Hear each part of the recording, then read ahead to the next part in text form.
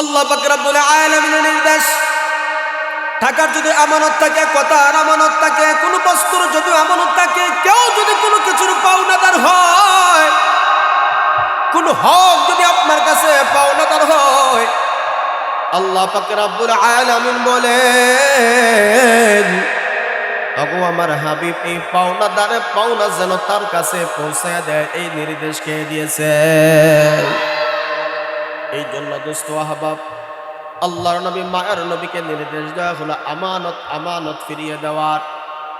এই আয়াতের ছোট্ট একটা শানে নজুল আছে, যেই প্রেক্ষাপটে এই আয়াত কানে নাযিল হয়, ছোট্ট একটা শানে নজুল আছে। এই শানে নজুল বললেই আপনারা বুঝতে পারবেন টাকারও আমানত আছে, বস্তুরও আমানত আছে। আমার আল্লাহ কিভাবে আমানত ফিরিয়ে দেওয়ার জন্য নির্দেশ দিয়েছেন, চমৎকার শানে নজুল। আল্লাহর নবী মায়ার নবী যখন মক্কা ছেড়ে মদিনায় হিজরত করে যান, মাঝে মাঝে আমার আপনার নবী মায়ের নবী মদিনা থেকে বাইতুল্লাহ তওয়াফের উদ্দেশ্যে মাঝে মাঝে আসতেন, উমরা করার জন্য আল্লাহর নবী মায়ার নবী আসতেন। বাইতুল্লাহর দরজা খুলে দেওয়া হইতো, বাইতুল্লাহ নির্দিষ্ট দিন নির্দিষ্ট সময় খুলে দেওয়া হইতো। আল্লাহর নবী উমরা করার জন্য আসেন, ওই সময় বাইতুল্লাহর চাবি ছিল উসমান ইবনে তালহার কাছে। আল্লাহর নবী মায়ার নবী বলেন, উসমান ইবনে তালহা, যিনি এখনো মুসলমান হন নাই, মুসলমান হন নাই, উসমান ইবনে তালহাকে ডাকতে বললেন, আমি উমরা করব, বাইতুল্লাহর ভিতরে প্রবেশ করে 2 রাকাত নামাজ পড়ব। উসমান ইবনে তালহা, তুমি আমাকে চাবি দাও, আমাকে 2 রাকাত নামাজ পড়ার সুযোগ দাও। উসমান ইবনে তালহা ডাকতে বলল, মুহাম্মদ, তোমাকে সুযোগ দেওয়া হবে না, এই মুহূর্তে বাইতুল্লাহর চাবি তোমাকে দিতে পারবো না। বাইতুল্লাহর ঘরে প্রবেশ করে 2 রাকাত নামাজ পড়ার সুযোগ তোমাকে দেওয়া হবে না। দোস্ত আহবাব, অথচ আল্লাহর নবী মায়ার নবী রাহমাতুল লিল আলামিন এই বাইতুল্লাহর হাজরে আসওয়াদ যেই নবী নিজের হাত দিয়ে আমার আল্লাহ সম্পাদন করার সুযোগ প্রদান করেছে। সর্বোচ্চ 1 মিনিট বা 2 মিনিট দিলাম। ছোট বাচ্চা যারা আছে মুহূর্তের মাঝে এদেরকে উঠাইয়া যার যার বাসায় অথবা আউটে দিয়া দেন। আমি আলোচনা করতে পারি না, আপনাদের মায়ায় আপনাদের ভালোবাসায় আসি। ছোট বাচ্চা যারা আছেন, যদি ভালো লাগে শুনেন, ভালো লাগে না বাবা কল, তোমাদের বোঝার শোনার এখনো সময় হয় নাই। আল্লাহর রাস্তে তোমরা বাসা বাড়ি যাও, রাস্তাঘাট থেকে শোনো, মজা খাও, যা খাও খাও, অসুবিধা নেই। এখানে খাই ভাই মাত ভাই আর আমার সমস্যা হয় না। যান 1 মিনিটের ভিতরে যাও বাবা কল, যাও গা, ওয়াজ বড় হইলে শুন ভাই নে, মাদ্রাসা থইলে ওয়াজ করবাই না, অসুবিধা নেই। ডিস্টার্ব দেওয়া লাভ নাই, এরা ডিস্টার্ব দিত না, শয়তান এটার খালি কুচাইব, কতক্ষণ ঠিক নেই।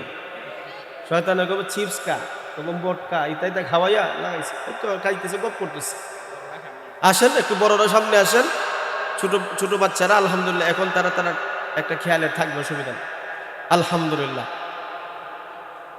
যেই কথা বলছিলাম, বাইতুল্লাহ কার ঘর? আওয়াজ দেন, আরো জোরে বলে, আল্লাহর ঘর। এই বাইতুল্লাহ তাওয়াফ এবং জিয়ারত করে লাভ আসেনি? কথা কয় না, সওয়াব আসেনি? যে হাজরে আসওয়াদ কালো একটা পাথর, এই পাথরের মধ্যে জান্নাতি পাথর আছে, সুবহানাল্লাহ বলেন।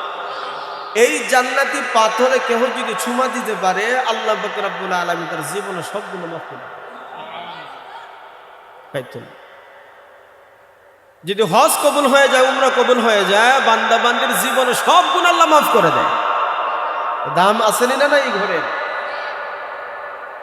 আল্লাহ নবী উসমান ইবনে তালহা ডাকলা বলেন, উসমান ইবনে তালহা, বাইতুল্লাহ চাবি দাও, আমি 2 রাকাত নামাজ পড়ব। উসমান ইবনে তালহা বলেন, না মুহাম্মদ, তোমাকে চাবি দেওয়া যাবে না, চাবি দেওয়া যাবে না। নবী ভারাক্রান্ত মন নিয়ে উসমান ইবনে তালহাকে বললেন, শোনো শোনো, আজকে বাইতুল্লাহর চাবি তোমাদের হাতে, একটা সময় আসবে এই চাবি আমি নবীর হাতে চলে আসবে। আমার নবীর কথা কোনোদিন মিথ্যা হতে পারে? মিথ্যা হওয়ার সম্ভাবনা আছে? পৃথিবীতে সত্যবাদী যার জীবনে একটা মিথ্যা কথাও বলেননি তিনি হইলেন আমাদের নবী রাহমাতুল লিল আলামিন। জোরে জোরে বলেন সুবহানাল্লাহ।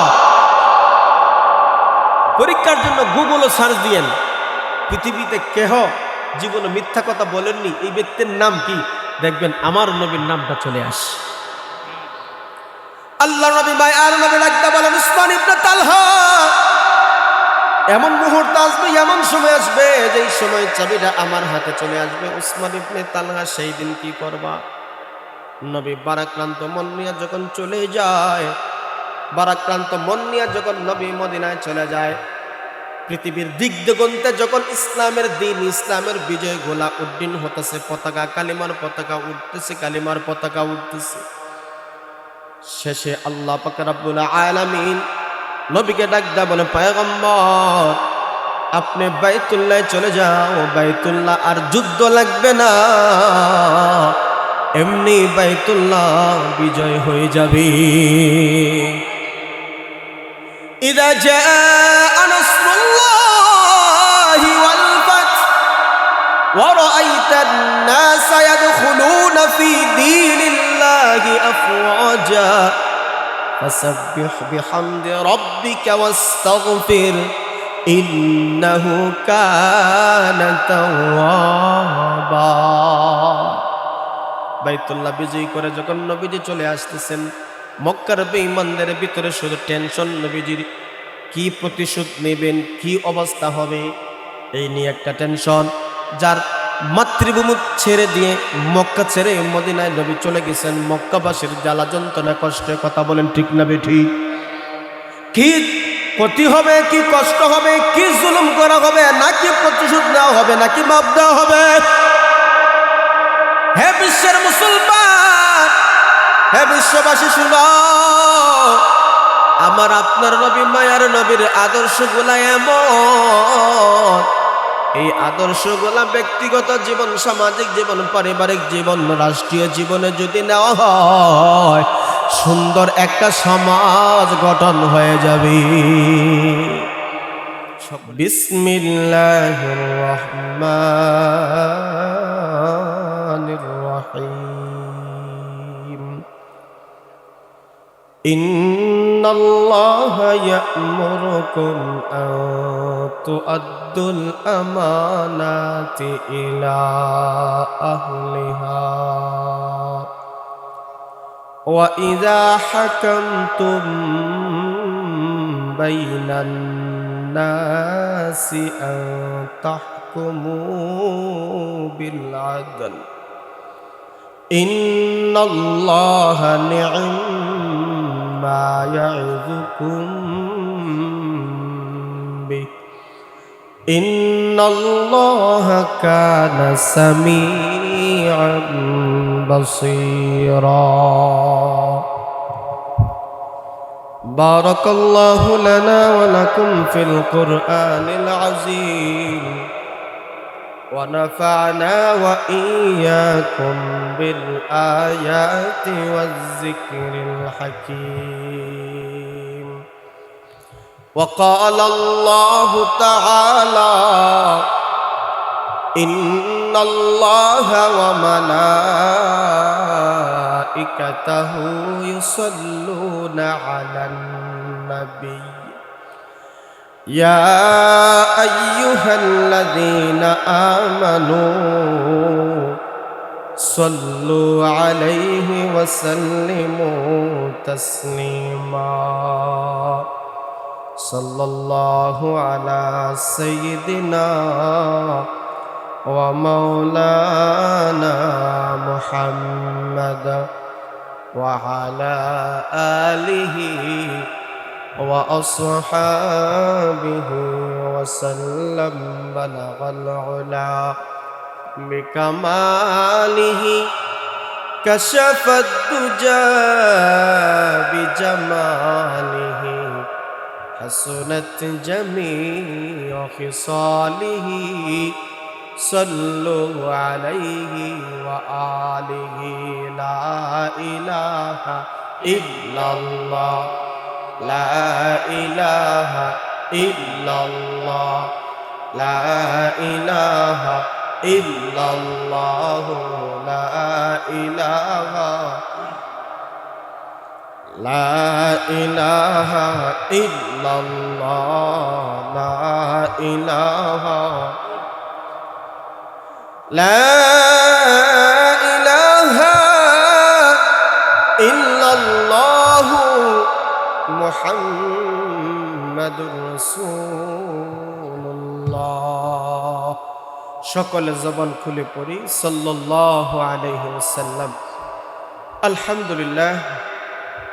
টুকেরগাঁও গ্রামের সকল মুর্দাগান রুহের মাগফিরাত কামনায় তৃতীয় বার্ষিক ইসালে সওয়াব ও দোয়া মাহফিলের চলমান অধিবেশনের শ্রদ্ধাভাজন সম্মানিত সভাপতি সাহেব, মুআজ্জাজ মুকাররাম উলামায়ে কেরাম, দিগার হযরত, মুরব্বিয়ানে আযম, সমবয়সী আমার প্রাণের যুবক ভাই, মাইকের আওয়াজ যত দূর গিয়ে পৌঁছতেছে পর্দার আড়ালে শ্রবণরত অত্যন্ত শ্রদ্ধা মা বোন, মহান রব্বুল আলামিনের দরবারে অসংখ্য অগণিত নিয়ামতের শুকর আদায় করছি, যিনি আমাকে আপনাকে দয়া করে মায়া করে গুনাহ মাফের মাহফিলে আসার বসার কিছু কথা বলা এবং শোনার জন্য আল্লাহ পাক রব্বুল আলামিন তৌফিকটুকু দান করেছেন। আমরা সকলেই অন্তরের অন্তঃস্থল থেকে সমসুরে কালিমাতুশ শুকর আদায় করি আলহামদুলিল্লাহ। আমি আপনাদের সামনে পবিত্র কালামুল্লাহ শরীফ থেকে সূরা নিসার ৫৮ নং আয়াত কারিমা তেলাওয়াত করেছি। মহান রব্বুল আলামিন যদি আমাকে তৌফিকটুকু দান করেন, আলোচ্য আয়াত কানাকে নিয়ে কিছু আলোচনা করার চেষ্টা করব। আল্লাহ তাআলা যেন আমাকে আপনাকে দুনিয়া এবং আখিরাতের সফলতা কামিয়াবি দান করেন। সকলে বলেন আমিন। আমার তেলাওয়াতকৃত আয়াতে আল্লাহ পাক রব্বুল আলামিন দুইটা বিষয় নির্দেশ দিয়েছেন। একটা বিষয় হইল আমানত, আর একটা বিষয় হইল সমাজে ন্যায় বিচার। আজকে পৃথিবীতে আমরা যদি তাকাই তাহলে দেখি এই দুইটা বিষয় সম্পর্কে আমরা বড় বেখবর, অবহেলা। এই দুইটা বিষয় অত্যন্ত গুরুত্বপূর্ণ, অত্যন্ত দামি। আজকে আমাদের সমাজে আমানত নাই বললেই চলে। দ্বিতীয় বিষয় হইল সমাজে ন্যায় বিচার নাই। দুইটা বিষয় আমার আল্লাহ নির্দেশ দিয়েছেন। আল্লাহর নির্দেশ যেহেতু, তাইলে বোঝা গেল এই দুইটা বিষয় আল্লাহর পক্ষ থেকে ফরজ। এই দুইটা বিষয় দীর্ঘ আলোচনা সাপেক্ষে যতটুকু সময় হাতে থাকে এই দুইটা বিষয় নিয়ে আমরা আলোচনা করার চেষ্টা করব। আল্লাহ তাআলা যেন বুঝার তৌফিক দান করেন। সকলে বলেন আমিন। প্রথমে আমরা বুঝব আমানত সম্পর্কে। আমানত দুই প্রকার। আল্লাহর প্রদত্ত কিছু আমানত, বান্দা কর্তৃক কিছু আমানত। আল্লাহর প্রদত্ত যে আমানতগুলো আছে, আল্লাহ যদি চান বান্দাকে মাফ করে দিতে পারেন, কিন্তু বান্দার কর্তৃক যে আমানতগুলো আছে এইগুলা যদি আদায় না হয়, ময়দানে মাহশরে আমার আল্লাহর কাঠ গড়ায় দাঁড়িয়ে হিসাব দিতে হবে। শুধু তা না, যার পাওনা যার কাছে আছে যদি আদায় না হয়, ওই পাওনাদারে পাওনা না দেওয়া পর্যন্ত একটা কদম সামনে দেওয়া যাবে না, পিছনে যাওয়া যাবে। এই জন্য আমাদেরকে এই দুইটা বিষয় নিয়ে অবশ্যই রিসার্চ করা দরকার, গবেষণা করা দরকার। নিজের ব্যক্তিগত জীবন, পারিবারিক জীবন, সামাজিক জীবনে এগুলা আনার দরকার। কারণ ন্যায় বিচার যদি সমাজে প্রতিষ্ঠিত না হয়, আমানত যদি রক্ষা করা না হয়, এই পরিবার, এই সমাজ শান্তির আশা করা যায় না। আল্লাহর কর্তৃক কিছু আমানত আমাকে আপনাকে আল্লাহ তাআলা দান করেছেন। যেমন আল্লাহ তাআলা দুইটা চক্ষু আমারে দান করেছেন। এই দুইটা চক্ষুর ব্যবহার করতে হবে আল্লাহর নির্দেশ অনুযায়ী। আল্লাহ যে বস্তু দেখার সুযোগ দিয়েছেন এই বস্তুগুলা দেখতে পারবে, কোনো অসুবিধা হবে না। আল্লাহ যেই সমস্ত বস্তু নিষেধ করেছেন এই সমস্ত দেখলেই আল্লাহর আমানতের খিয়ানত হবে, গুনাহ হবে। কথা বল ঠিক না বেঠিক? আল্লাহ জবান দিয়েছেন আমানত, চাইলেই আমি একজন মুসলমান হিসাবে আমার জবান দিয়ে যে কোনো কথা আমি বলতে পারি না। কথা বল ঠিক কিনা? এই জবানটা দিয়েছেন তিনি কে? আল্লাহ। তার নির্দেশে এই জবানটা চালাতে হবে। এই জবানের কিছু আমানত আছে। তিন নম্বর হইল আল্লাহ পাক আমাকে হাত দিয়েছেন, আমাকে পা দিয়েছেন, আমাকে শ্রবণ শক্তি দানের একটা যোগ্যতা দান করেছেন। চাইলেই সবগুলা হাত দ্বারা ছোঁয়া যাবে না, চাইলেই হেঁটে হেঁটে সব কাজে অংশগ্রহণ করা যাবে না, চাইলেই সব কথা আপনার কান দ্বারা শ্রবণ করা যাবে না। আল্লাহ যা শোনার নির্দেশ দিয়েছেন, যা দেখার নির্দেশ দিয়েছেন, যা ধরার নির্দেশ দিয়েছেন, যেই জায়গায় হাঁটিয়া যাওয়ার আল্লাহ নির্দেশ দিয়েছেন এগুলোই যেতে হবে, করতে হবে। বাহিরে করলেই আল্লাহর আমানতের খিয়ানত হয়ে যাবে। কথা বলেন ঠিক না বেঠিক? যেই জবান আল্লাহ তাআলা আমাকে দিয়েছেন এই জবান দিয়ে আমরা যে কথা বলি, যদি লিমিট আল্লাহ দেয়া দিতেন তাইলে মানুষ জবান থেকে অন্যায়, অশ্লীলতা, গীবত, মিথ্যা কথা কখনো বলতো। এই জন্য আল্লাহর আমানতগুলো বুঝার, আমল করার দরকার আছে না নাই? 2 নম্বর হলো আল্লাহ পাক রব্বুল আলামিন বলে, বান্দারে আমি আল্লাহ তোকে যেই সমস্ত বস্তু নির্দেশ দিয়েছি, যেই সমস্ত ফারায়েজ বিষয় আমি আল্লাহ নির্দেশ দিয়েছি, এগুলা হলো আমি আল্লাহর পক্ষ থেকে আমানত। নামাজ পড়তে হবে, রোজা রাখতে হবে, হজ করতে হবে, যাকাত দিতে হবে, এগুলো আল্লাহর পক্ষ থেকে নির্ধারিত বিষয়। এইগুলা অবশ্যই অবশ্যই ফরজ, মানতে হবে। না মানলেই আল্লাহর আমানতের খিয়ানত হবে। কথা বলেন ঠিক কিনা? বান্দার কর্তৃক কিছু আমানত আছে। এই বান্দার কর্তৃক আমানত আজকে সমাজে না বললেই চলে। মানুষ, ভালো মানুষ দিকে কিছু আমানত আছে। কিছু জিনিস আছে পণ্যের আমানত, কিছু জিনিস আছে কথার আমানত। আপনি কারো কাছে 1 লক্ষ টাকা রাখলেন, 1 লক্ষ টাকা রাখছেন, ভাই এই টাকাটা আমি আপনার কাছে আমানত হিসাবে রাখলাম। এখন আপনার যদি কোনো প্রয়োজন দেখা দেয় ওই সময় এই টাকাগুলো ভাঙার সুযোগ আছে না নাই, এটা হলো প্রশ্ন। আপনি বলে দিলেন, ভাই আপনাকে আমি 1 লক্ষ টাকা আমানত দিলাম, এই টাকাটা আপনি রাখেন, যত টাকাই হোক আপনি রাখছেন। এখন আপনি পড়ছেন বিপদে, মুসিবতে, সমস্যায়, এই মুহূর্তে এই টাকাগুলো ভাঙার সুযোগ আছে কিনা নাই, এটা হলো প্রশ্ন। ইসলামে বলে আমানত শব্দ বলে যা রাখা হবে, দেওয়া হবে, যে কোনো বস্তুই হোক না কেন, যে কোনো কথাই হোক না কেন, হুবহু এটা রক্ষা করা আপনার দায়িত্ব। একটু যদি আপনি পরিবর্তন করেন তাহলে আমানতের খিয়ানত হয়ে যাবে। এক্সাম্পল হিসাবে 1 লক্ষ টাকা আপনি রাখছেন, আপনি একজন ব্যবসায়িক মানুষ, আপনার ব্যবসার প্রয়োজন দেখা দিছে, আপনার 1 লক্ষ টাকা ওইখান থেকে ভাইঙা আপনি খরচ করছেন।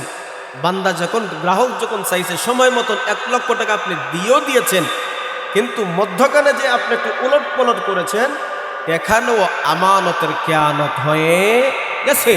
এখন আপনি বুঝেন তো, দেখেন, বুঝা শুনে উত্তর দিয়েন। আমাদের সমাজে আমানত রাখা হয়, মাঝে মাঝে মানুষ ভাঙে, আবার পুরায়াত হয়। এরকম লোক আমাদের সমাজে আছে নাকি? আর যেরকম যদি থাকে তাহলে আমানতের খিয়ানত হয় কি হয় না? হয়। 3 নম্বর, কথা বলারও আমানত আছে। সিক্রেট, গোপন কিছু কথা আপনি আপনার বন্ধুকে বলছেন, আপনি আপনার কাছের মানুষকে বলছেন, বলতে যাইয়া নবী বলেন, কেহ যদি ডানে বামে একটু থাকাইয়া কথাগুলা বলে তাহলে বুঝতে হবে কথাটা বড় দামি, মূল্যবান কথা। এই কথা আপনাকেই বলেছে, আপনার কাছেই বলেছে, কাহারও কাছে বলার জন্য বলে নাই। তখন আপনার এই কথাটাকে রক্ষা করার দায়িত্ব হলো আপনার। যদি আপনি ভাইঙা দেন, অন্য কারো কাছে এই কথা বলেন, লাগাইয়া দেন, তখন আপনার কথার আমানতের খেয়ানত হবে। কথা বলেন ঠিক না বেঠিক? এইভাবে হিসাব করে দেখেন আমরা কত আমানতের খেয়ানত করি, হিসাব। এই জন্য আল্লাহ পাক রব্বুল আলামিন বলেন, ইন্নাল্লাহা ইয়া'মুরুকুম আন তুআদ্দুল আমানাতি ইলা আহলিহা। প্রথম নম্বরে আমার আল্লাহ এই আয়াতের ভিতরে যে নির্দেশ আমার আল্লাহ দান করলেন, আমার আল্লাহ বলেন তোমাদের রবের পক্ষ থেকে নির্দেশ হইল, ওগো পয়গম্বর, আপনি আপনার উম্মতদেরকে আপনি বলিয়া দাও, যার কাছে যেই পাওনাগুলো আছে সেই পাওনাগুলো যেন তার কাছে ফিরিয়া দেয়। এই নির্দেশ দিয়েছেন তিনি কে? টাকা পয়সার লেনদেন যদি কারো কাছে থাকে, আপনার কাছে কেউ কোনো টাকা পায়, আপনার কাছে কেউ কোনো টাকা পায়, জমি পায়, বিভিন্ন দামি কাগজ পায়, যে কোনো বস্তু হোক না কেন, আল্লাহ পাক রব্বুল আলামিন আমার আপনার নবীকে বলেন, পয়গম্বর, যে কোনো ভাবে যে কোনো পন্থা যা কিছু হোক না কেন, এইগুলা তুমি তার কাছে আপনি ফিরিয়ে দাও। এই নির্দেশ কার? আর জোরে বলেন। আমার আল্লাহ নির্দেশ দিয়েছেন, কার জমির কাগজ আপনার কাছে আমানত ছিল, আপনি এই জমির কাগজ পাইয়া বারবার উকিলের সাথে পরামর্শ করেন, বারবার উকিলের সাথে পরামর্শ করেন, কোনোভাবে ঘুরাইয়া ফেসাইলে নিজের নামে কইরা নেওয়া যায়? আসেনি? আমানত রাখছেন গরিব মানুষ, ঘুরাইয়া ফেসায় কোনোভাবে নিয়ে জায়গাটা নেওয়া যায়, পরে কইয়া লাইবেন, এই তোর তো টাকা দিলাম, এত টাকা দিলাম, তোর জমি কি এর? এরকম লোক আসেনি সমাজে? কথা কয় না। আল্লাহ পাক রব্বুল আলামিনের নির্দেশ, টাকার যদি আমানত থাকে, কথার আমানত থাকে, কোনো বস্তুর যদি আমানত থাকে, কেউ যদি কোনো কিছুর পাওনাদার হয়, কোন হক যদি আপনার কাছে পাওনাদার হয়, আল্লাহ পাক রব্বুল আলামিন বলেন, ওগো আমার হাবিব, এই পাওনাদারে পাওনা যেন তার কাছে পৌঁছায় দেয়, এই নির্দেশ কে দিয়েছে? এই জন্য দোস্ত আহবাব, আল্লাহর নবী মায়ের নবীকে নির্দেশ দেওয়া হলো আমানত, আমানত ফিরিয়ে দেওয়ার। এই আয়াতের ছোট্ট একটা শানে নজুল আছে, যেই প্রেক্ষাপটে এই আয়াত কানে নাযিল হয়, ছোট্ট একটা শানে নজুল আছে। এই শানে নজুল বললেই আপনারা বুঝতে পারবেন টাকারও আমানত আছে, বস্তুরও আমানত আছে। আমার আল্লাহ কিভাবে আমানত ফিরিয়ে দেওয়ার জন্য নির্দেশ দিয়েছেন, চমৎকার শানে নজুল। আল্লাহর নবী মায়ার নবী যখন মক্কা ছেড়ে মদিনায় হিজরত করে যান, মাঝে মাঝে আমার আপনার নবী মায়ার নবী মদিনা থেকে বাইতুল্লাহ তওয়াফের উদ্দেশ্যে মাঝে মাঝে আসতেন, উমরা করার জন্য আল্লাহর নবী মায়ার নবী আসতেন। বাইতুল্লাহর দরজা খুলে দেওয়া হইতো, বাইতুল্লাহ নির্দিষ্ট দিন নির্দিষ্ট সময় খুলে দেওয়া হইতো। আল্লাহর নবী উমরা করার জন্য আসেন, ওই সময় বাইতুল্লাহর চাবি ছিল উসমান ইবনে তালহার কাছে। আল্লাহর নবী মায়ার নবী বলেন, উসমান ইবনে তালহা, যিনি এখনো মুসলমান হন নাই, উসমান ইবনে তালহাকে ডাকদা বললেন, আমি উমরা করব, বাইতুল্লাহর ভিতরে প্রবেশ করে 2 রাকাত নামাজ পড়ব। উসমান ইবনে তালহা, তুমি আমাকে চাবি দাও, আমাকে 2 রাকাত নামাজ পড়ার সুযোগ দাও।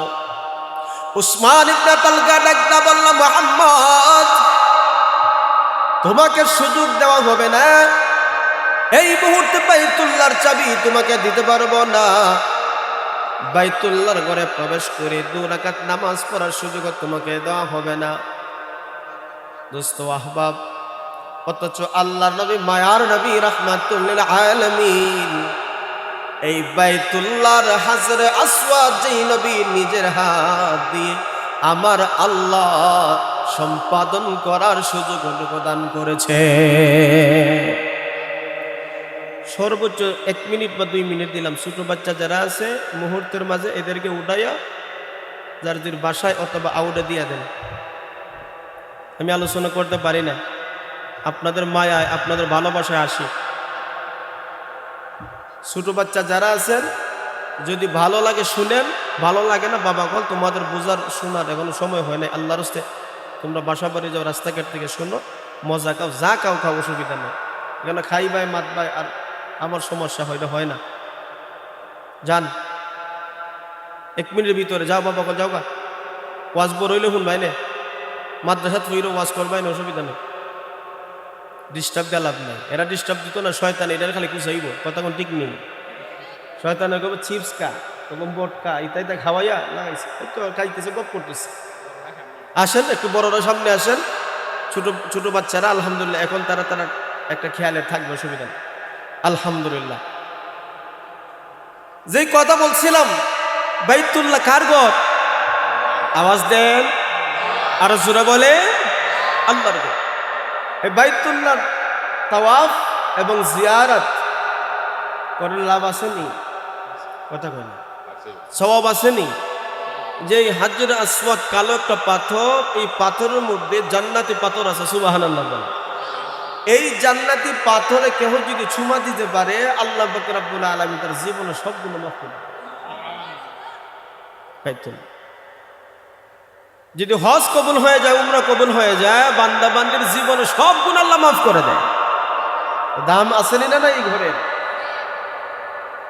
আল্লাহ নবী উসমান ইবনে তালহা কারাকলা বলেন, উসমান ইবনে তালহা বাইতুল্লাহ চাবি দাও, আমি 2 রাকাত নামাজ পড়ব। উসমান ইবনে তালহা বলেন, না মুহাম্মদ, তোমাকে চাবি দেওয়া যাবে না, চাবি দেওয়া যাবে না।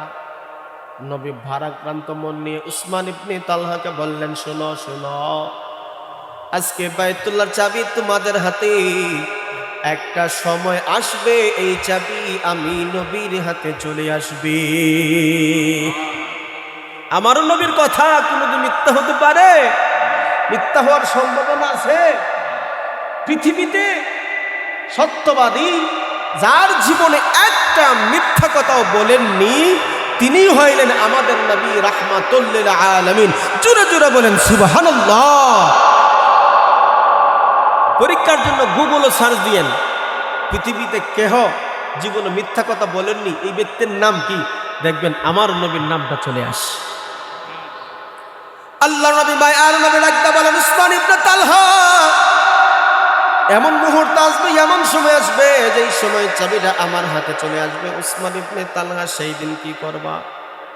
নবী বারাক্রান্ত মন নিয়ে যখন চলে যায়, বারাক্রান্ত মন নিয়ে যখন নবী মদিনায় চলে যায়, পৃথিবীর দিক দিগন্তে যখন ইসলামের দিন, ইসলামের বিজয় গোলা উড্ডীন হতেছে, পতাকা, কালিমার পতাকা উঠতেছে, কালিমার পতাকা উঠতেছে, শেষে আল্লাহ পাক রব্বুল আলামিন নবীকে ডাক দেয়া বলে, পয়গম্বর আপনি বাইতুল্লাহ চলে যাও, বাইতুল্লাহ আর যুদ্ধ লাগবে না,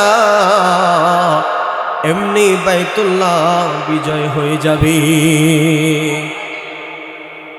ইযা জাআ নাসরুল্লাহি ওয়াল ফাত ওয়া রাআইতান নাসা ইয়াদখুলুনা ফি দীনিল্লাহি আফওয়াজা ফাসাব্বিহ বিহামদি রাব্বিকা ওয়াস্তাগফির ইন্নাহু কানা তাওয়াবা। বাইতুল্লাহ বিজয় করে যখন নবীজি চলে আসতেছেন, মক্কার বেঈমানদের ভিতরে শুধু টেনশন, নবীজির কি প্রতিশোধ নেবেন, কি অবস্থা হবে, এই নিয়ে একটা টেনশন। যার মাতৃভূমি ছেড়ে দিয়ে, মক্কা ছেড়ে মদিনায় নবী চলে গেছেন, মক্কাবাসীর জ্বালা যন্ত্রণা কষ্টে, কথা বলেন ঠিক না বেঠিক? কি ক্ষতি হবে, কি কষ্ট হবে, কি জুলুম করা হবে, নাকি প্রতিশোধ নেওয়া হবে, নাকি মাপ দেওয়া হবে? হে বিশ্বের মুসলমান, হে বিশ্ববাসী শুনো, আমার আপনার নবী, মায়ার নবীর আদর্শগুলা এমন, এই আদর্শগুলা ব্যক্তিগত জীবন, সামাজিক জীবন, পারিবারিক জীবন, রাষ্ট্রীয় জীবনে যদি নেওয়া হয়, সুন্দর একটা সমাজ গঠন হয়ে যাবে। সকলে টেনশন, সব কিছু বিজয় হয়ে গেছে। মক্কাতে মুহাম্মদ দলে নিয়ে অংশগ্রহণ করে মক্কাতে প্রবেশ করে ফেলেছি। আল্লাহর নবী বললেন, শোনো শোনো, তোমরা ভয় পাইতেছ, টেনশন করতেছ, আমি তোমাদেরকে কিছু অপশন দিলাম। এক নাম্বার অপশন হইল, নির্দিষ্ট সময়ের ভিতরে মক্কা ছেড়ে তোমরা যদি অন্য কোথাও চলে যাও তোমরা নিরাপদ। তোমাদের একজন বড় লিডার আছে আবু সুফিয়ান, ওই আবু সুফিয়ান গড়ের ভিতরে তোমরা যদি প্রবেশ করে বসে থাকতে পারো তোমরা নিরাপদ। তোমরা যারা দাঁড়িয়ে আছো যেখানে জায়গা পাইবা সেখানে বসে থাকলে তোমরা নিরাপদ। বাইতুল্লাহর হেরেমের ভিতরে প্রবেশ করলে তোমরাও নিরাপদ। এইভাবে আল্লাহর নবী মায়ার নবী কিছু নিরাপদ স্থানের কথা বলে দিলেন। মক্কারবাসী তাই করতে শুরু করলো। আল্লাহর নবী মায়ার নবী কেন মানুষদেরকে সাধারণ ক্ষমা ঘোষণা করেছেন জানেননি? আল্লাহর নবী মায়ার নবী পয়গম্বর ইউসুফ আলাইহিস সালাতু ওয়াস সালামের একটা আদর্শ নবী গ্রহণ করে নিয়েছেন। ইউসুফ আলাইহিস সালাতু ওয়াস সালামকে যখন ওনার ভাই মারার জন্য, হত্যা করার জন্য কুয়ার মধ্যে ফেলে দেয়, রাখে আল্লাহ মারে, কে কথা বলুন ঠিক না? দুনিয়ার মানুষ যদি মারতে চায় আর আল্লাহ যদি তার হায়াত বাকি রাখে থাকে, পৃথিবীর কোনো শক্তি নাই তাকে মারার, কথা বলুন ঠিক না? আমার আল্লাহ যদি কাউকে মারতে চায় পৃথিবীর কোনো শক্তি নেই তাকে রক্ষা করার, কথা বলুন ঠিক না বেটি? আল্লাহ কাউকে যদি সম্মান দিতে চায়, দুনিয়ার মানুষ যদি তাকে অসম্মানী করতে চায়, কেউ অসম্মানী করতে পারবে না। আর আল্লাহ যদি কাউকে সম্মান করতে চায় এসির ভিতরে থাকলে জুতার মালা দেবে, কথা বলে না? সবকিছুর ক্ষমতাধর তিনি। আর জুড়ে বলে আল্লাহ। এগুলো আমরা বুঝি কিন্তু আমল নেই না, এগুলো আমরা জানি কিন্তু আমরা আমলে নেই না। সমাজ পরিচালনা যারা নিয়োজিত আছে, সমাজের অতীত থেকে শিক্ষা নেওয়া দরকার, কথা বলেন ঠিক না বেঠি? অতীত স্মরণ করে চলিও ব্যক্তিগত, পারিবারিক, সামাজিক সর্বহালতে সমাজ সুন্দর হবে, দেশ সুন্দর হবে, রাষ্ট্র সুন্দর হবে, জীবন সুন্দর হবে যদি মানুষের অতীত জানা থাকে, কথা বলেন ঠিক না বেঠি? অতীতে তুমি গরিব ছিলা, কিভাবে চলছো না চলছো সকলে জানে, টাকা হইলেই বুক ফুলাইয়া হাঁটে। অতীত ভুলে গেছে, টাকার অহংকারী দেখায়, সম্পদের অহংকারী দেখায়, ক্ষমতার অহংকারী দেখায়। তখন মানুষ দোকানে বসে কয় এখন ক্ষমতা পাইয়া, এখন টাকা পাইয়া, এখন অহংকার করে, এখন বড়াই দেখায়। আমরা জানি অতীতে কি ছিল, কথা বল ঠিক না? ঠিক। অতীত বড় মারাত্মক একটা জীবন পরিবর্তন, জীবন চালানোর হাতিয়ার, কথা বল ঠিক না? ঠিক। এরা মনে করছে ইউসুফরে মারলেই তো সব শেষ, ইউসুফরে তো মায়া করে মোহাম্মদ ইয়াকুব আলাইহিস সালাম, ইউসুফ শেষ, সব শেষ। আসলে সবাইকে মেরে হত্যা করে সবকিছুর সমাধান করা যায়?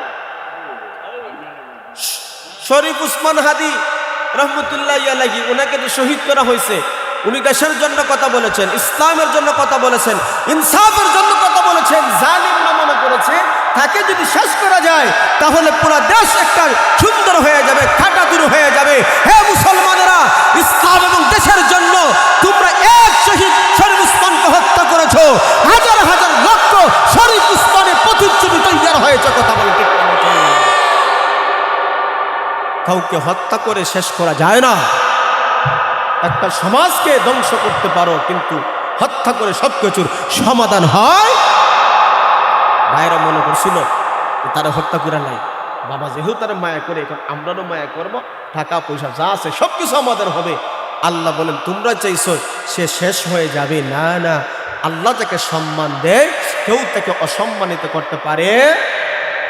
আল্লাহ পাক রব্বুল আলামিন ইউসুফ আলাইহিস সালামকে তো সম্মান, এত মর্যাদা আমার আল্লাহ দান করেছেন। ঘটনা বলার উদ্দেশ্য এতটুকু, যখন বাইরা আসলো ইউসুফ আলাইহিস সালাম চিনতে পারলেন, তারাও চিনতে পারলো।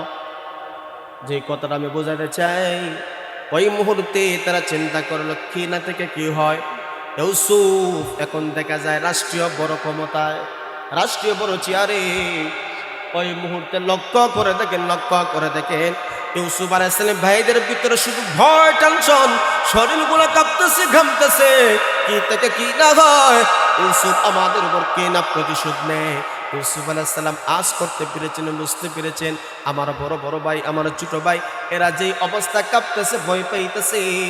ইউসুফ আলাইহিস সালাম চোখের পানি ছেড়ে দিয়ে অতীত স্মরণ করে তারপর মুস্কিয়ে হেসে বলেছিলেন, লা তাসরিবা আলাইকুমুল ইয়াউম। হে আমার ভাইরা, ভালো করে করে শুনো, ভালো করে শুনো।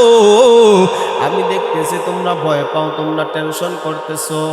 আজকের এই দিনে ক্ষমতা হলো আমার হাতে, আর আমি ক্ষমতা পাইয়া তোমাদের প্রতিশোধ নিব এমন হয় না, এমন হয় না।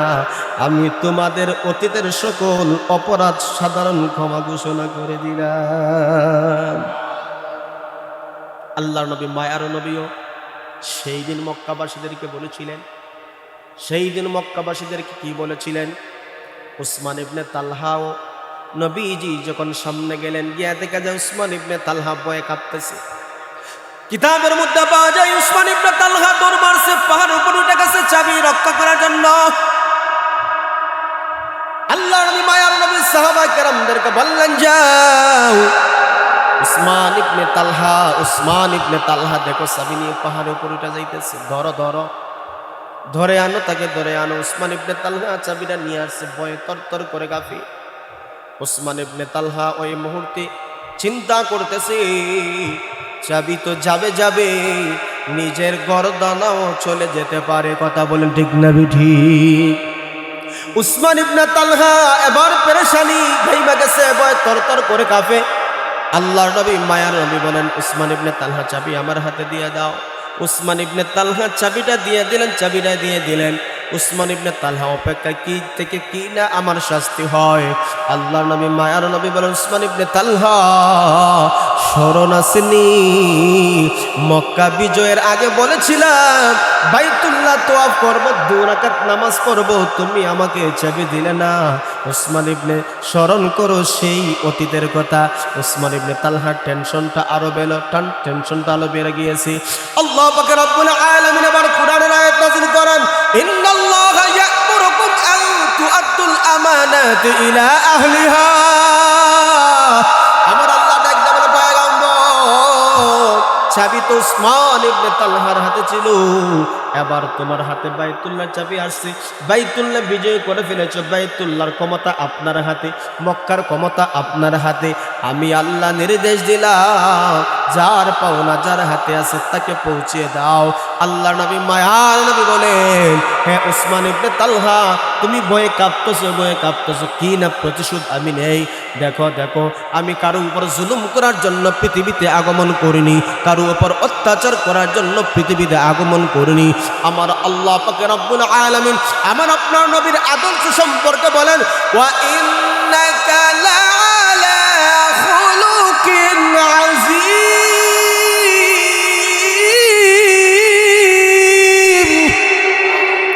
আমার আল্লাহ, আমার আপনার নবী, মায়ার নবী শান মর্যাদা চরিত্র সম্পর্কে বলে, আপনি হলেন উত্তম চরিত্রের অধিকারী। সুবহানাল্লাহ।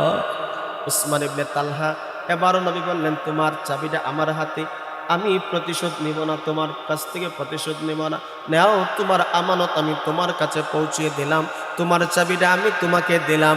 উসমান ইবনে তালহা নবীর এত সুন্দর ব্যবহার, নবীর এত সুন্দর আদর্শ দেখা, নবীর এত সুন্দর মহব্বত ভালোবাসা আদর্শ দেখে উসমান ইবনে তালহার ভিতরে যে নবী সম্পর্কে উল্টো ধারণা ছিল, সবগুলা মুহূর্তের মধ্যে পাল্টে গেছে। উসমান ইবনে তালহা ওই মুহূর্তে বলতে বাধ্য হয়েছে, মুহাম্মদ আর দেরি করতে চাই না, আর দেরি করতে চাই না, আমার এই মুহূর্তে কালিমা পড়ে মুসলমান বানায়া দা। ये अमानत चंद रोजे है नज़्दुमास, दर हकीकत मालिक हर शै खुदा आस।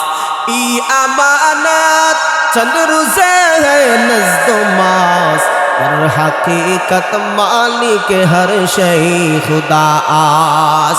দুনিয়াতে আমার আল্লাহ সাময়িক মালিক বানাইছে, কিন্তু প্রকৃতপক্ষে ক্ষমতার মালিক একমাত্র তিনি কে? আমাকে আপনাকে সাময়িক মালিক বানায় দিচ্ছে, মূলত মালিক হলেন একমাত্র আল্লাহ। উসমান ইবনে তালহা বড় খুশি, নবীজির আদর্শ থেকে মুসলমান হয়ে গেছি। এবার মক্কাবাসীর অবস্থাটা শুনেন, মক্কাবাসীর ভয়ে তরতর করে কাঁপতেছে। আল্লাহর নবী বলেন, ঘোষণা দিলেন, দাঁড়িয়ে ভাষণ দিলেন, তোমরা ভয় পাইও না, চিন্তা করিও না, টেনশন করিও না। দয়ার নবী, মায়ার নবী ওই মুহূর্তে বললেন, পয়গম্বর ইউসুফ আলাইহিস আলাইহিসসালাতু ওয়াসসালাম ওনার ভাইদেরকে যেমন ভাবে উনি সাধারণ ক্ষমা ঘোষণা করে দিয়েছিলেন, আমিও সেই গুণটা আদর্শটা গ্রহণ করলাম। লা তাসরিবা আলাইকুমুল ইয়াউম, আজকের এই দিনে মক্কাবাসী তোমাদের উপর আমি কোনো প্রতিশোধ নেব না। এই গণনা থেকে কি বুঝতে পারলেন? এক নম্বর হইল যার কাছে যা আমানত আছে তার কাছে পৌঁছিয়ে দেওয়া। দুই নম্বর হইল কেহ যদি অপরাধ করে, কেহ যদি আপনার ক্ষতি করে, অপরাধ করে, উত্তম হইল তার প্রতিশোধ না নিয়ে, বিচার না করে সাথে সাথে মাফ করে দেয়। আমার কাছে এগুলো আসেনি। অপরাধ যদি একটা করে 14টা তার উপর দেই, কথা বল ঠিক নেই। কেউ যদি কেস একটা করে আমি 10টা বদারি, কি এর সত্য আর মিথ্যা, কথা বল ঠিক না বেটি? কেউ যদি আপনাকে গালি একটা দেয়, হে বংশতিল্লা গালি দেয়, কথা কয় না। যদি মারে একটা দে 14টা, আসেনি না নাই? দুস্থ আহবাব, এই জন্য সমাজকে পরিবর্তন করতে হলে 1 নম্বর থাকতে হবে ক্ষমা। 2 নম্বর হলো আপনার যার কাছে যত পাওনা আছে আদায় করলেই সমাজ শান্তি, কথা বলেন ঠিক না? ভাই আপনারা কর্জা নিলেন, আপনি 5 লাখ 10 লাখ টাকা বিপদে পড়ে কর্জা নিছেন, এখন পাওনাদারে পাওনা আনতে গেলে জুতার বেল ছিঁড়ে আর কত বিচার যে সমাজে হয় নাই, আসেনি? কুস্তে কুস্তে ফোন দিতে দিতে উদ্ধার হয় না। পাওনাদারে পাওনা দাও, পাওনাদারে পাওনা না দিলে ময়দানে মাহশরে আটকা পড়ে যাইবা, কথা বলেন ঠিক নেই? কেমনে আটকা পড়বা? নবী সাহাবায়ে কেরামদেরকে বললেন, আচ্ছা বলো তো দেখি সবচেয়ে গরিব কে? নবীজি বললেন, আমরা তো সবচেয়ে গরিব আমরা জানি, সেটা হইল যার টাকা নাই, অর্থ নাই, সম্পদ নাই, এটা হলো সবচেয়ে গরিব। নবী বলেন, না না, এটা দুনিয়ার হাইসিতে যদিও দেখতে দেখা যায় গরিব, কিন্তু মূলে গরিব হইল যখন ময়দানে মাহশরে আমার আল্লাহ তার বিচার কার্য শুরু করবেন। বিচার যখন করবেন তখন কিছু মানুষ সামান্য পাওনাদারের কারণে সে দুনিয়াতে নামাজ পড়েছে, রোজা রেখেছে, যত ইবাদত বন্দেগী করেছে, সকল সওয়াবগুলো তার জান্নাতে যাওয়ার উপক্রম হয়ে গেল, কিন্তু দুনিয়াদারে কিছু পাওনা দাওনা তার লেনদেন আছে, ওই পাওনা দাওনা সে আদায় করতে আসতে পারলো না, পুরা করে আসতে পারলো না। এখন পাওনাদার তাকে পাওনা দেওয়ার জন্য আল্লাহর কাছে বিচার দিবে, আল্লাহ অমুকের কাছে আমার দোকান ছিল, আমার দোকান বাকি আছে, দোকান বাকি খাইছে, যখন টাকা মোটামুটি হয়ে গেছে আমার বাদ দিয়ে এখন সেরাগালির দোকানে গেছে, আসেনি? কথা কন না কেন? এক দোকানে 20,000 যখন জমা হইব, এখন এই দোকানের দ্বারখাজও যাইতো না, এখন নতুন আরেকটার সাথে FNF করে, কথা বলে ঠিক না বেটি? এরকম সমাজে লোক আসেনি না নাই? কেউ তো মনে করে যে টুকের বাজার 1 কাপ চা আর একটা রুটি খাইছি 20টা টাকা হইছে। মানুষ যখন ভিড় তখন হেও মুসকা মুসকা মুখ আতাই আতাইয়া দোকান থেকে গেছে কি মনে হয় যা 20টা টাকা বাঁচলো, আসেনি না নাই? আমার অপুবার রেস্টুরেন্ট আছে, কথা কন হ্যাঁ, নাজির ভাই রেস্টুরেন্ট আছে তেমুকিতে, বেচারা 50 টাকা খাইয়া দোকান যখন বিল লাগছে, মনে করে গেছো যখন ম্যানেজার যখন ব্যস্ত, কর্মচারী ব্যস্ত, যা আর 50 টাকা দিয়া গীতা করতাম, যা আমিও 12ই যাগি, মনে মনে খুশি যে আমার 50 টাকা বাঁচছে, 100 টাকা বাঁচছে। আরে না, 50 টাকায় তুই জান্নাত হারায়া জাহান্নামে যাইছি, কথা কোনটা কিনা বলতো? সামান্য পাওনার কারণে সেই দিন আল্লাহর কাঠ গড়ায় দাঁড়ায় যাবো। আল্লাহ বলবে, এই যে দোকানদারে চা খাইছিলে, কেক খাইছিলে, রুটি খাইছিলে, তার টাকাতে দিলে না, দিয়ে এখন কি আফসোস হবে, কি অবস্থা হবে? পাওনাদারে পাওনা বলবে, আল্লাহ তার কাছে আমি পাই, সে দুনিয়াতে টাকা নিচ্ছে আমার 20,000, 10,000, 1 লাখ, 5 লাখ টাকা, টাল বাহানা করে আমার টাকা পয়সা দেয় নাই, আল্লাহ আমার দুনিয়াতে সব কিছুর ক্ষমতাও ছিল না, আমি তো কোনো কিছু করতে পারি নাই, আপনি তো হলেন মালিক ইয়াউমুদ্দিন, বিচার দিবসে একমাত্র ন্যায় বিচারকারী, আপনি দিন সব প্রতিষ্ঠা করবেন। বিচার তো পৃথিবীতে অনেক হয়, সমাজে অনেক বিচার হয়, কিন্তু আপনি আজকে দুনিয়ার বিচারের মতন বিচার হবে না, এখানে প্রত্যেকের হকগুলো দেওয়া হবে, ন্যায় বিচার হবে, ইনসাফ হবে, তার কাছে আমি পাওনা পাই, আপনি দিয়া দেন। আল্লাহ বলবেন অসুবিধা নাই, পাওনাদারের কাছে যখন পাঠাইবেন, যা তোর পাওনাদারের হক তুই মিটাইয়া আস। বলবে, আল্লাহ দুনিয়াতে টাকা ছিল, এখানে তো টাকা চলে না, কি দিব? আল্লাহ বলবেন, তোর যদি নেকি থাকে নেকি দিয়ে তাকে খুশি কর, নেকি যখন তারা দিয়া দিব, ভাই খুশি হই যা আমার প্রতি, সে এই সময় কল্যাণারাই করবো, খুশি হইব না, খুশি হইব না, আমার কিছু গুনাহ আছে, আমার কিছু গুনাহ আছে, তুমি নিলে খুশি হইব। আল্লাহর কাছে বলবো, আল্লাহ নেকি দিলাম, খুশি হয় না, বান্দা কি বলছে, কিছু গুনাহ আছে, গুনাহ নিলে বেলে খুশি হইব। আল্লাহ বলবেন এর দ্বারা আমার কোনো হাত নাই, শক্তি আমার আছে, ক্ষমতা আছে, কিন্তু আমি তো ইনসাফ প্রতিষ্ঠিত করব। এই জন্য বান্দার তার হক তুমি পুরা করে আসো। গুনাহ দেও, নেকি দেও, অথবা গুনাহ নিয়ে হইলেও তুমি তার হক আদায় করে আসো। ওই মুহূর্তে বান্দা ছিল নামাজে, দিনদার, পরহেজগার, খুব ভালো মানুষ, কিন্তু সামান্য গুনার কারণে, সামান্য হক নষ্ট করার কারণে, পাওনাদের পাওনা না দেওয়ার কারণে এবার জান্নাতি মানুষ নেকি দিয়া বান্দার সকল গুনাহ নিয়ে আসছি। আল্লাহ রাসূল বলেন ওই ব্যক্তিটা ছিল জান্নাতি, তার হক পাওনাদারে আদায় করতে করতে নেকি সব শেষ হয়ে গেছে। এই হলো সবচাইতে বড় দরিদ্র, সবচাইতে বড় হতভাগা। ওই লোকের চাইতে আর দুনিয়া এবং আখিরাতে কাহারও হতভাগা হবে না, দরিদ্র হবে। ওই জগতে আটকা পড়ে যাইব। এই জগতে যেমনি তেমনি হোক, টাকা পয়সা বেশি দিয়া হোক, কম দিয়া হোক, তার সাথে রাতের আধারে মিট কইরা হোক, হাতে বা দইরা হোক, ভাইরে আমি অপরাধ করছি রে ভাই, আমার পাওনা তোর কাছে আছে, আমার মাফ করে দে। এই দুনিয়ার পাওদরা আর আখিরাতের পাওদরা দিনরাত পার্থক্য। ও মা ও বোন, তুমি নষ্ট করেছো মানুষের হক, তুমি আরেকজনের টাকা পয়সা এনে খাইয়া ফেলছো, তুমি দেও না, সে খুঁজিও না, তুমি দেও না। সেই দিন বাঁচতে গেলে ওই দিন তুমি তার পাওনাগুলো আদায় দাও। পাওনাগুলো আদায় না করলে মায়েদের মাহশরে সুযোগ হবে না জান্নাতে যাওয়ার কথা বলে, ঠিক না?